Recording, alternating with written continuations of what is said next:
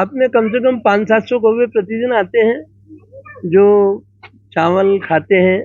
उनके लिए कभी कभी चावल के बाद अगर बदल जाता है अनाज तो ऐसी परिस्थिति में हम कभी कभी ज्वार भी डाल देते हैं, पर ज्वार ज़्यादा महंगी है इसलिए चावल ही अधिकतर खाते हैं। ये लोग पसंद भी करते हैं चावल को।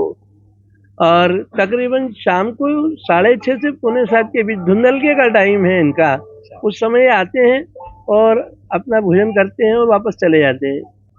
श्राद्ध पक्ष के अंतर्गत भी इनको खिलाने का विशेष महत्व ये है कि हमारे जो पूर्वज होते हैं वो पितृ के रूप में आते हैं। पुराणों में ऐसा लिखा हुआ है कि पितृ लोग इस समय आते हैं और हमारे पूरे परिवारों को, समस्त व्यक्तियों को आशीर्वाद देकर जाते हैं। इसलिए पूर्णिमा से लेकर के 14 तक, अमावस्या तक यह प्रक्रिया चलती है।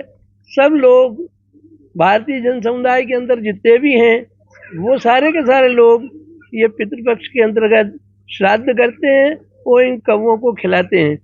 और करीब 500-700 कौवों को हम प्रतिदिन, आप मान के चलिए कि 10-12 किलो चावल रोज खिलाते हैं। लोग कहते हैं कौवे हमारे मित्र हैं।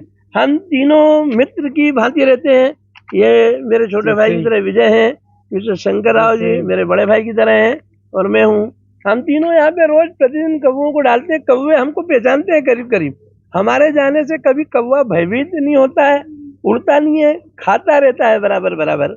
लेकिन अगर कोई दूसरा व्यक्ति जाता है तो वो घबराते हैं और ऐसी स्थिति के अंतर्गत वो उड़ जाते हैं, फिर आ नहीं पाते हैं। कभी कोई दूसरा अन्य व्यक्ति कभी आता है तो उनको ये विश्वास है कि ये लोग हैं, रोज आते हैं, रोज अपने को भोजन देते हैं। इस प्रकार से हम उनके मित्र बन गए हैं।